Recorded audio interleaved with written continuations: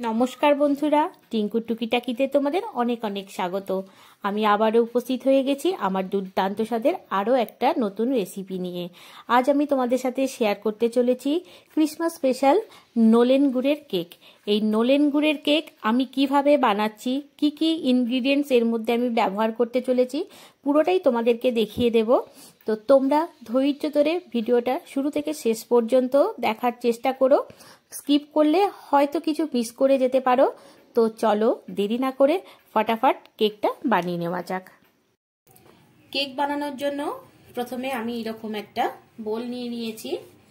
এবার বোলের মধ্যে দিয়ে দিচ্ছি এখানে 1 বাটি আমি টক দই নিয়েছি।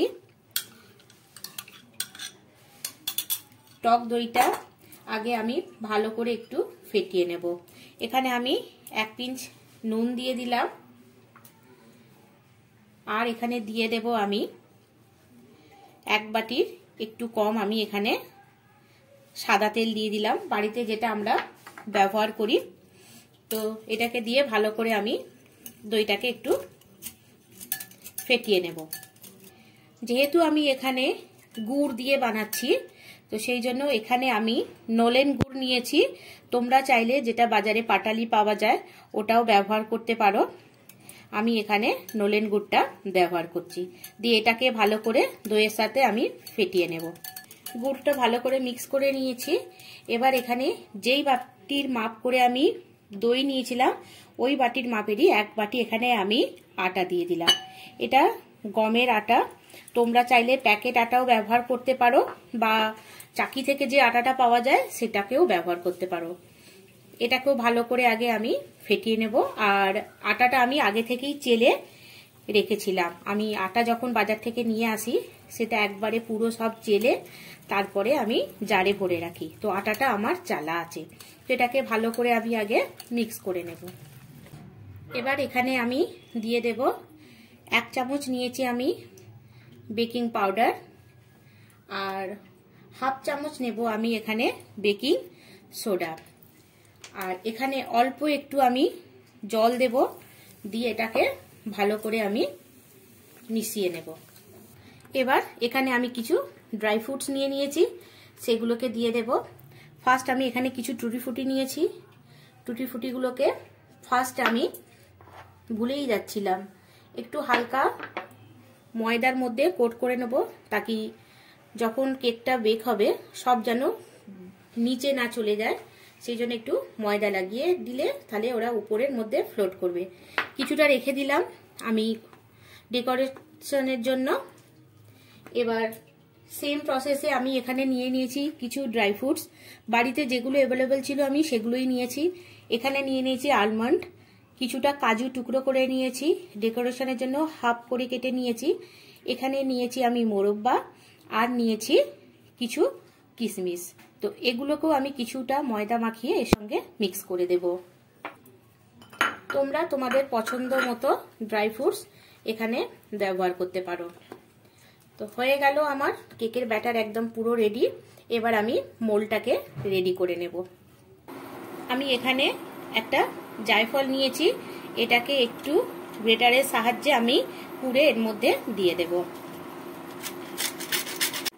এইটুকু আমি দিলাম, দিয়ে ভালো করে এটাকে আমি আরেকবার মিক্স করে নেব। এটাও বিলকুল অপশনাল, তোমরা চাইলে এটা দিতে পারো, না হলে এটাকে অ্যাভয়েড করতে পারো। তো চলো মোল্ডটা এবার রেডি করে নিই। এখানে একটা মোল্ড নিয়ে নিয়েছি। তো ওটাকে আগে আমি ভালো করে একটু অয়েল দিয়ে ব্রাশ করে নেব। এতদিনে তোমরা তো সবাই জেনে গেছো কিভাবে মোল্ডকে গ্রিজ করতে হয়। তো সেম প্রসেসে আমি সাইডগুলোকেও করে নেব। দিয়ে এবার এখানে একটা বাটার পেপার আমি দিয়ে দেব। সাইডগুলোতে আর দিলাম না, বাটার পেপারটাকেও আমি অল্প একটু তেল দিয়ে গ্রিস করে নিলাম। এবার ব্যাটারটা আমি এর মধ্যে দিয়ে দেব। এবার এটাকে ভালোভাবে ট্যাপ করে নেব, তাকি যে এয়ার বাবলগুলো আছে সেগুলো যাতে বের হয়ে যায়। ট্যাপটা কিন্তু খুব ভালোভাবে করতে হবে। এবার উপর থেকে আমি আরো একটু টুটি ফুটি দিয়ে দিলাম। দেখতে ভালো লাগবে বলে। দিয়ে দেব কাজু, কিছু আলমন্ড আছে সেগুলোকেও আমি দিয়ে দেব। শীতকালে ক্রিসমাসের ফ্রুট কেক, তো একটু ড্রাই ফ্রুটস বেশি হলে খেতে খুব ভালোই লাগে। তো এটা আমার রেডি হয়ে গেছে। তো এটাকে আমি এবার গ্যাস ওভেনে দিয়ে দেব।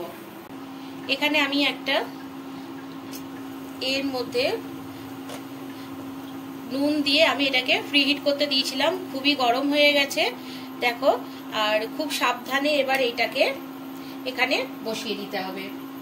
আমি এখানে হাত না সাঁড়াশি ব্যবহার করে এটাকে আমি বসিয়ে দিচ্ছি।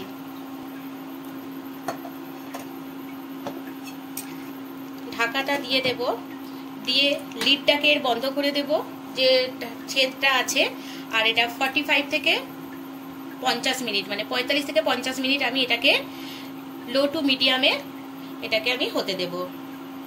45 মিনিট পর আমি দেখো কেকটা খুলে দেখছি, আর আমি বন্ধ করেই দিয়েছিলাম। আমি একবার দেখে নেব কেকটা ঠিকঠাক হয়েছে নাকি।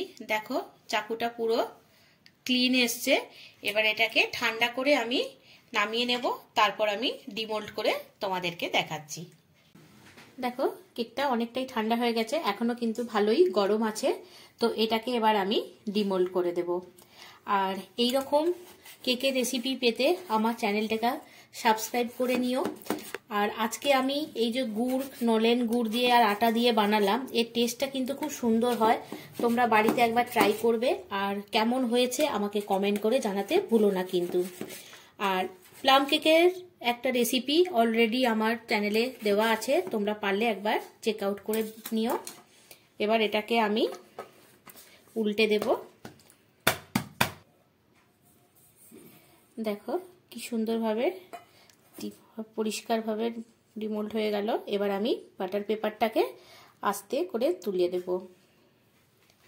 দেখো কেকটা কতটা নরম তুলতুলে হয়েছে, আর দেখেই মনে হচ্ছে না খুব লোভনীয় হয়েছে। তো কেকটা আমি কাট করে দেখাবো। তার আগে সকলকে জানাই মেরি ক্রিসমাস এবং অ্যাডভান্সে হ্যাপি নিউ ইয়ার। তোমরা খুব ভালো থেকো, সুস্থ থেকো, খুব জমিয়ে এনজয় করো। আর এই রকম নিত্য নতুন রেসিপি পেতে আমার চ্যানেলটিকে প্লিজ তোমরা সাবস্ক্রাইব করে নিও।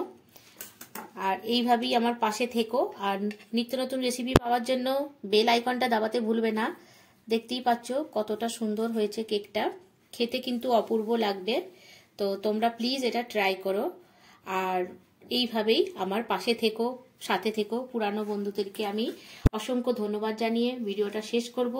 দেখা হবে নতুন কোনো রেসিপি নিয়ে, আবার আমি হাজির হয়ে যাব তোমাদের সামনে। ততক্ষণ খুব ভালো থেকো, সুস্থ থেকো। ধৈর্য ধরে দেখার জন্য থ্যাংক ইউ সো মাচ।